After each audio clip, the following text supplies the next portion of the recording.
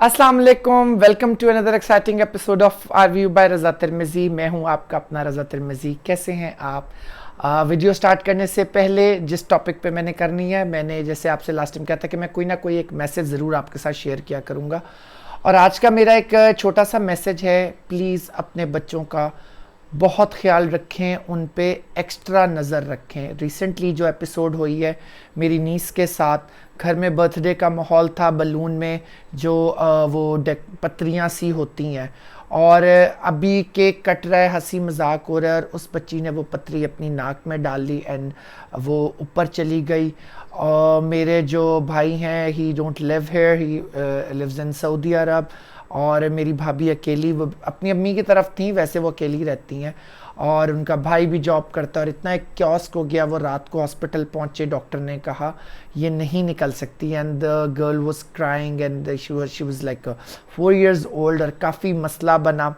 उसके बाद next day पे बात गई, फिर वो CMH हॉस्पिटल लेके गए, वहाँ उन्होंने, डॉक्टर ने कहा इसका एनेस्थीसिया दिए बगैर ये माइनर सर्जरी नहीं होगी, because they have to insert the camera to the nose, और उन्होंने उसको करना था। वो दिन ज़ाया हुआ, वो बच्ची उसी तरह इरिटेशन पेन में रही। समझ ये नहीं आ रही थी कि वो नाक के ज़रिए गले में तो नहीं आ गई है और वो लाइक थ्रू स्टमक बाहर चली गई है, बट वो एक बड़ी कन्फ्यूजन थी। खुद से उन्होंने ट्राई किया लेकिन खुद से भी ना निकला।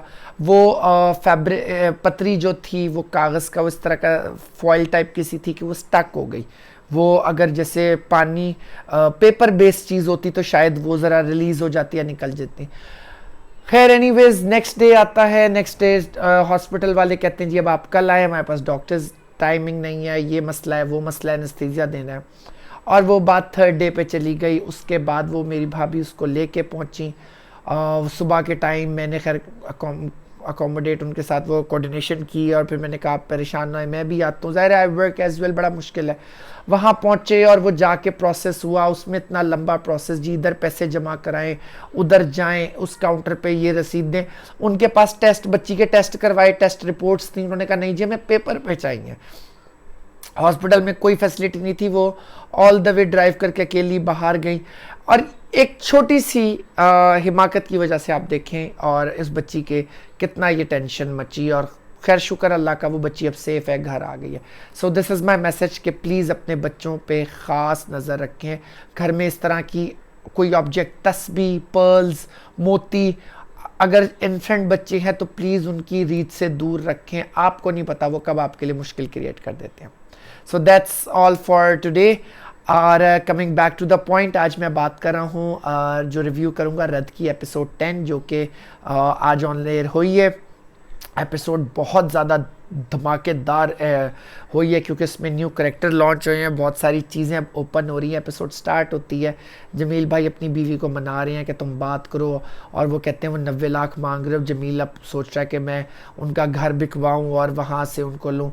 वो वहाँ लेकर जाता भी है, बात भी करते हैं, उसका बाप डिनाई कर देता है, और वो अपनी बीवी से काफ़ी रौला रप्पा डाल रहा है। दूसरी तरफ जो है, ईमान को उसकी सास शॉपिंग पे लेके जाती हैं, और प्री प्लान वो वहाँ कहती हैं मेरे पास तो मैं अपना वॉलेट ही नहीं, अपना ATM सब भूल आई हूँ, और बहुत सारी अमाउंट है। वो कहते कोई नहीं, आप पे कर दो, मैं तुम्हें घर जाते ही ट्रांसफ़र करती हूँ, जो कि वो ट्रांसफ़र नहीं करती। और उसकी बहन कहती ठीक है आंटी हम कर देते हैं। वो कहती है आंटी तो बहुत ज़्यादा अमाउंट है।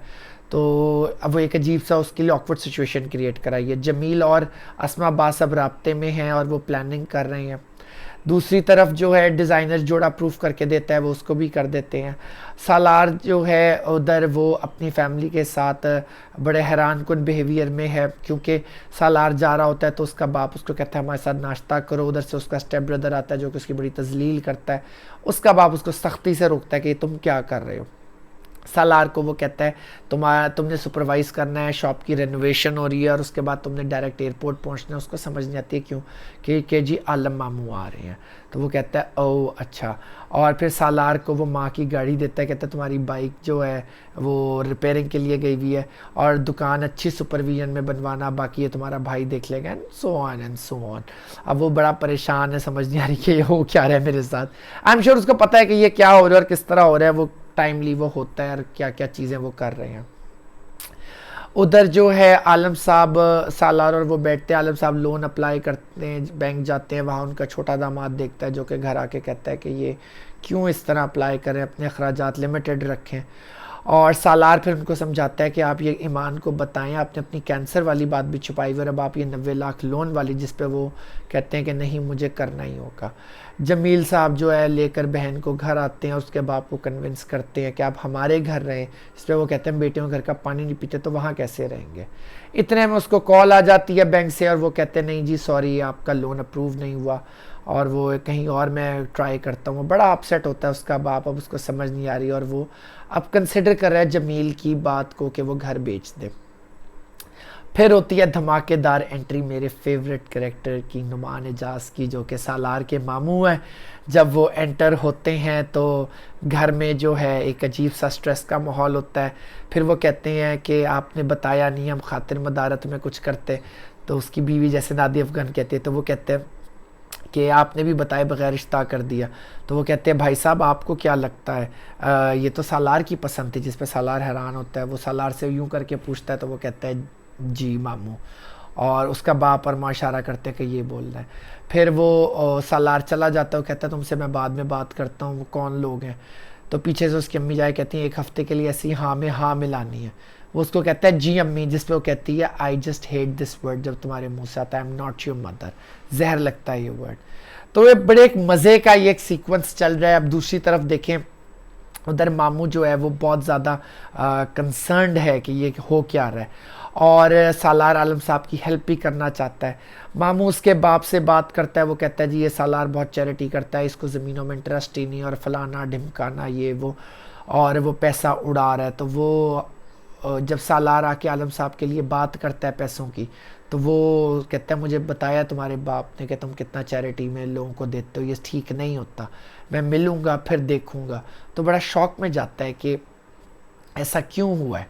और लेकिन मेरे बाप ने कहा, वो समझ तो जाता है कि ज़ाहिर है पैसा तो वो लोग लूट रहे, सिग्नेचर्स तो वो करा रहे क्योंकि उसको स्प्रेस किया हुआ है।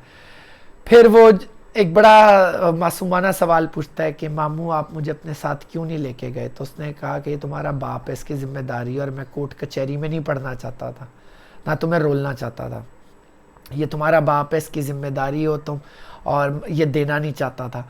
सेकेंडली फिर वो कहता है मुझे आज भी लगता है तुम्हारी माँ का जो जली है वो हादसा नहीं था, और जिस पे सालार की आंखों में आंसू आ जाते हैं और वो खामोशी से चला जाता है। वो आलम साहब के साथ जो है उधर घर पहुंचता है, उधर से वो ईमान वगैरह शॉपिंग पर जा रहे होते हैं, राइड नहीं मिलती, वो उनको ड्रॉप करता है। वो एक बड़ा मज़े का फ़नी सीन एक था, वो उसको तंज़ो मज़ा करती है। ईमान उधर से कॉल करती है जी अपने फ्योंसी को, और फ्योंसी साहब के साथ ये बनी है, वो भी मैं अब आपको साथ करूं जो कि मुझे बड़ा हुआ। सबसे पहले जो है अस्मा अब्बास और उसकी नंद की आपस में तू मैं होती है कि तुमने उसके अप्रूवल के बगैर डिज़ाइनर का जोड़ा क्यों अप्रूव कर दिया।